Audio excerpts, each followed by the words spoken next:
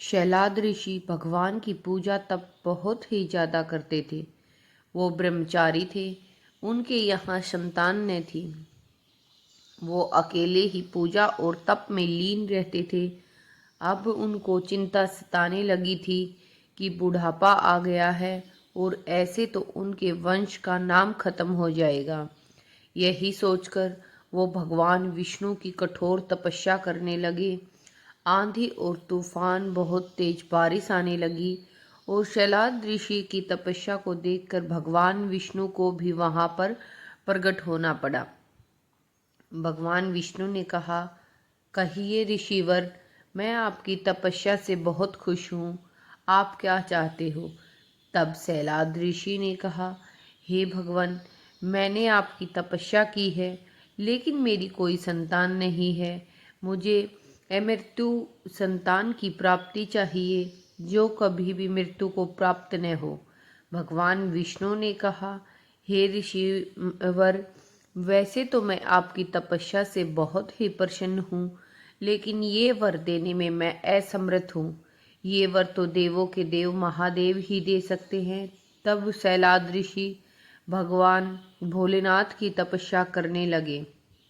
कई वर्षों की कठोर तपस्या करते करते एक दिन भगवान भोलेनाथ और माता पार्वती ने शैलाद ऋषि को तपस्या करते हुए देखा और भगवान भोलेनाथ साक्षात वहां पर प्रकट हुए और कहा, हे मुनिवर, मैं आपकी तपस्या से बहुत प्रसन्न हूँ, कहिए आप क्या चाहते हो? तब शैलाद ऋषि ने कहा, हे भगवान, मेरी कोई संतान नहीं है। मुझे आप जैसा ही पुत्र चाहिए जो मृत्यु को कभी प्राप्त न हो, अनुज हो। तब भगवान भोलेनाथ ने कहा, वैसे तो मुझे सारी सृष्टि प्यारी है, लेकिन मैं पुत्र के रूप में आपके घर में जन्म लूंगा। ये कहकर भगवान भोलेनाथ चले गए और मुनिवर बहुत ही खुशी खुशी अपने घर को आने लगे। घर आने के बाद वो निश्चिंत होकर सो गए। अगली सुबह उठकर वो भगवान भोलेनाथ के मंदिर में हवन कर रहे थे। हवन करते समय उसी हवन से एक बहुत ही सुंदर और चमक मुँह वाला बच्चा पैदा हुआ। हवन से जो बच्चा पैदा हुआ वो भगवान भोलेनाथ का अंश था।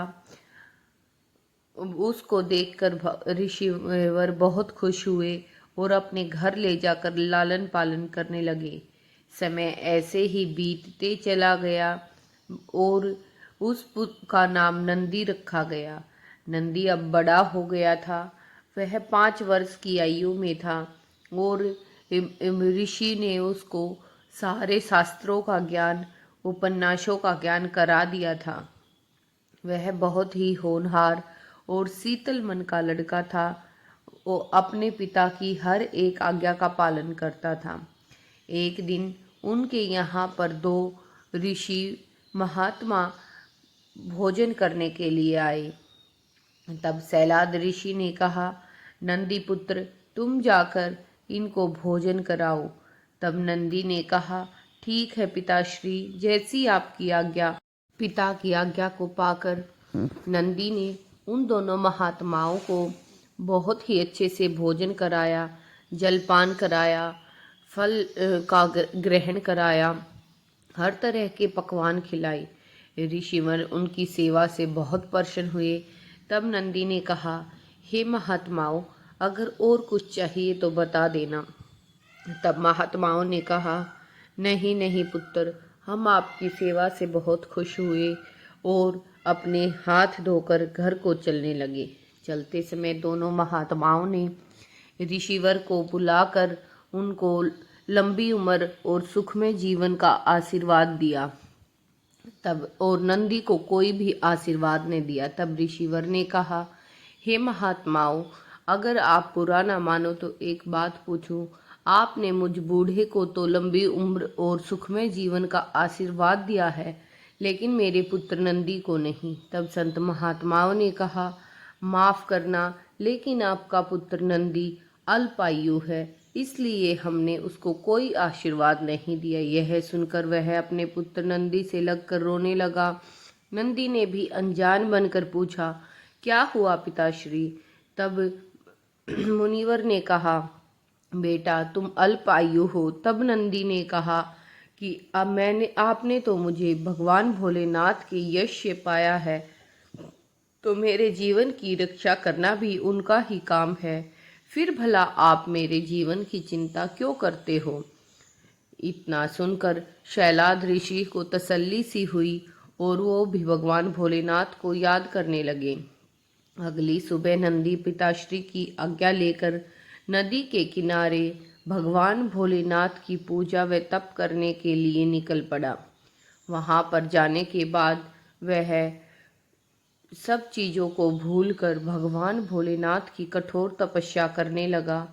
जब वह तपस्या कर रहा था तो माता पार्वती और भोलेनाथ उस छोटे बच्चे को अपनी भक्ति करते हुए देख रहे थे और दोनों ही बहुत खुश भी हो रहे थे। तब माता पार्वती ने भोलेनाथ को उनको दर्शन देने के लिए कहा और भोलेनाथ ने माता पार्वती की बात को मान लिया और नंदी के पास उसको दर्शन देने के लिए आए। भगवान भोलेनाथ ने जैसे ही नंदी को दर्शन दिए, नंदी भूल गया कि वह लंबी उम्र के लिए तपस्या कर रहा है। उसने भगवान भोलेनाथ ने जब उनसे कहा कि बेटा तुम्हें क्या चाहिए, मैं आपकी तपस्या से बहुत प्रसन्न हूँ। तब नंदी ने कहा, भगवान मैं हमेशा आपकी शरण में रहना चाहता हूँ, मुझे ऐसा आशीर्वाद दो कि मैं कभी भी आपसे दूर न हूँ। तब भगवान भोलेनाथ ने कहा, तुम तो मेरे ही अंश हो, ठीक है ऐसा ही होगा। तब भगवान भोलेनाथ ने माता पार्वती से पूछा कि मैं नंदी को गणों में शामिल करना चाहता हूँ। तब माता पार्वती ने कहा, यह तो बहुत ही खुशी की बात है, आप यह कार्य जल्दी से करें। फिर भगवान भोलेनाथ ने अपने गणों को वहां पर बुलाया। अपने गणों को बुलाने के बाद उन्होंने नंदी को अपने गले लगाकर उसको बैल का सिर दिया और अपने गणों में शामिल कर लिया। तभी से भगवान भोलेनाथ के साथ हमेशा नंदी साथ रहते हैं और उनकी फोटो के आगे या पीछे हमेशा नंदी की फोटो लगी हुई होती है। नंदी की जो सवारी होती है वो भगवान शिव करते हैं और कहा जाता है कि नंदी के कान में जो भी बोला जाए वो सीधा भगवान भोलेनाथ तक पहुंचता है, क्योंकि वो उन्हीं के अंश हैं और हमेशा उनके साथ रहते हैं। भगवान भोलेनाथ की भक्ति में नंदी भी हमेशा मस्त रहते हैं। उसी तरह हमें भी उनकी भक्ति में मस्त रहना चाहिए। दुनिया से मोहमाया को भूलकर अपने जीवन का सारा कार्यभार भगवान भोलेनाथ पर छोड़ देना चाहिए। बोलो शंकर भगवान की जय। पेशवा के राजा का बहुत बड़ा महल था, लेकिन राजा और रानी की कोई संतान नहीं थी। राजा और रानी ने माता सावित्री की पूजा की। माता सावित्री ने खुश होकर उनको संतान प्राप्ति का वरदान दिया। संतान के रूप में उनके यहाँ पर एक सुकन्या ने जन्म लिया, जिसका नाम राजा ने सावित्री ही रखा। सावित्री अब बड़ी होने लगी थी और राजा और रानी को चिंता होने लगी थी उसकी शादी की। राजा ने फैसला किया कि सावित्री अपने लिए वर का चुनाव खुद ही करेगी और सावित्री को आदेश दिया कि वो अपने लिए वर खोजने में लगे। सावित्री वर को खोजने के लिए निकल पड़ी और रास्ते में घने जंगल में जब वो सैनिकों के साथ जा रही थी तो उसने एक लड़के को लकड़ी काटते हुए देखा। लड़का देखने में बहुत ही सुंदर था और लग रहा था जैसे कोई राजकुमार हो। सावित्री लड़के के पास गई और कहा, तुम्हारा क्या नाम है? तुम दिखने में कोई राजकुमार लग रहे हो। लड़के ने कहा, तुम ठीक कह रही हो, लेकिन अब मैं राजकुमार नहीं हूँ। मेरे पिता नेत्रहीन हो गए और उनका राज्य उनसे छिन गया है, इसलिए अब मैं एक साधारण इंसान हूँ। लेकिन सावित्री ने ठान लिया था कि वह उसी से शादी करेगी, तो उसको लेकर महल में आई।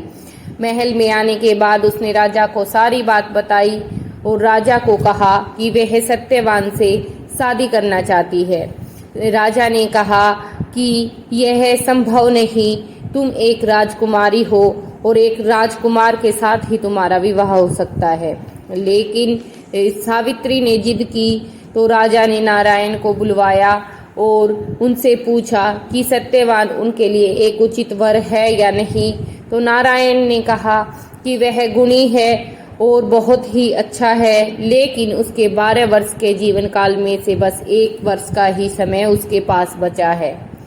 अब राजा को और भी चिंता होने लगी और उसने सावित्री को मना किया कि तुम्हारी शादी यहाँ नहीं हो सकती।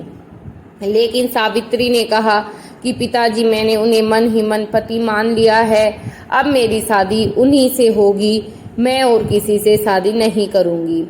अब दोनों की शादी हो गई और सावित्री सत्यवान के साथ उनके पिता की सेवा के लिए उनकी जंगल में बनी एक छोटी सी कुटिया में उनके साथ रहने लगी। उनके पिता की सेवा करती रही, लेकिन उसके मन में वही चिंता सता रही थी।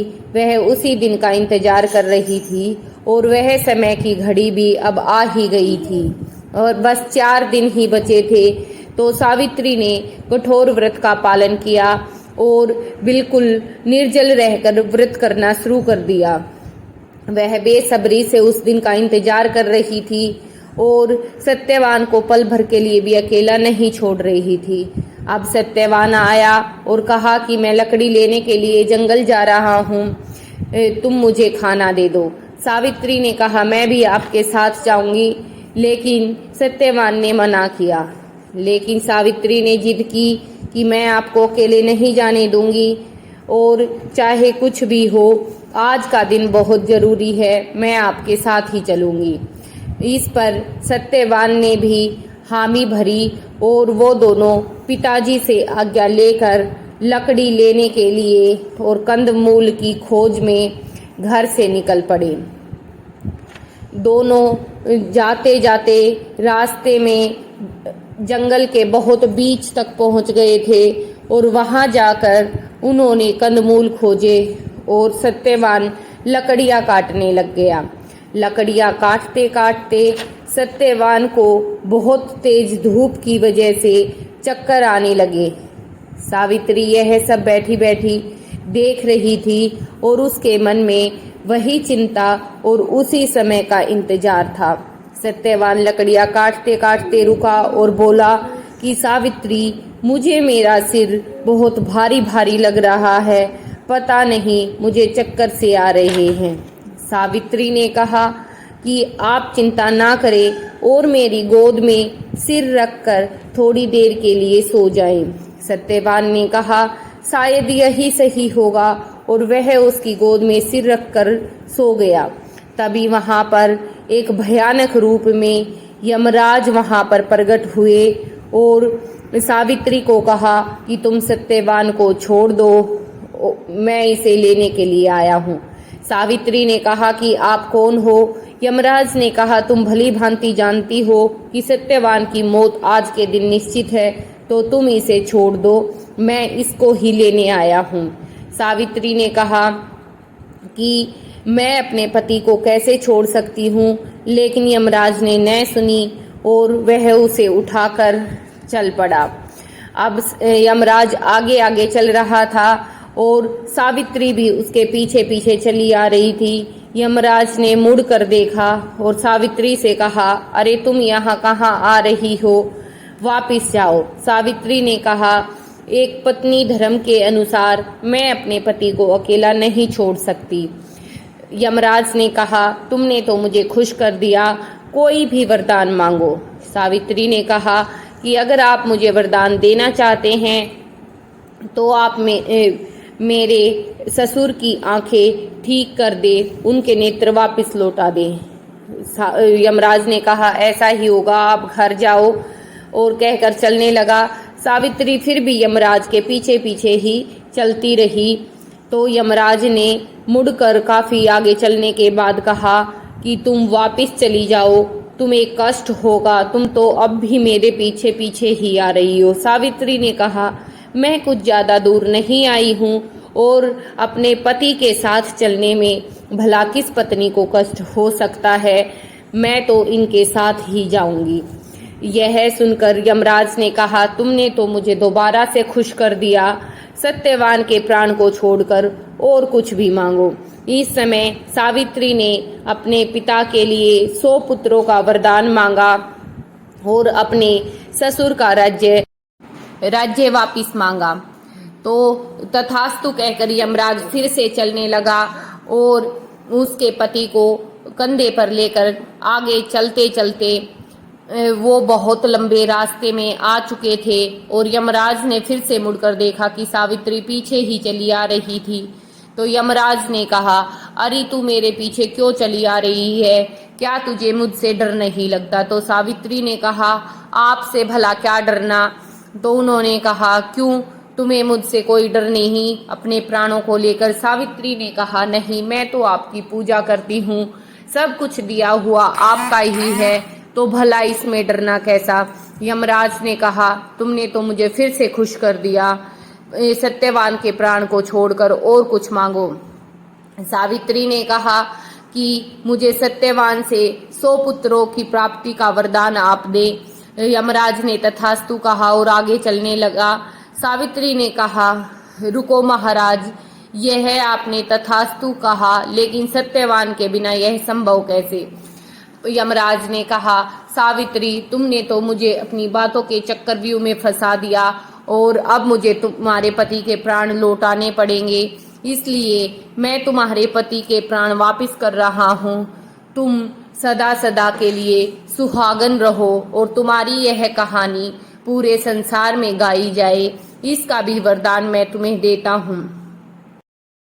अगर कहानी अच्छी लगे तो वीडियो को शेयर और चैनल को सब्सक्राइब जरूर से करें। बोलो यमराज महाराज की।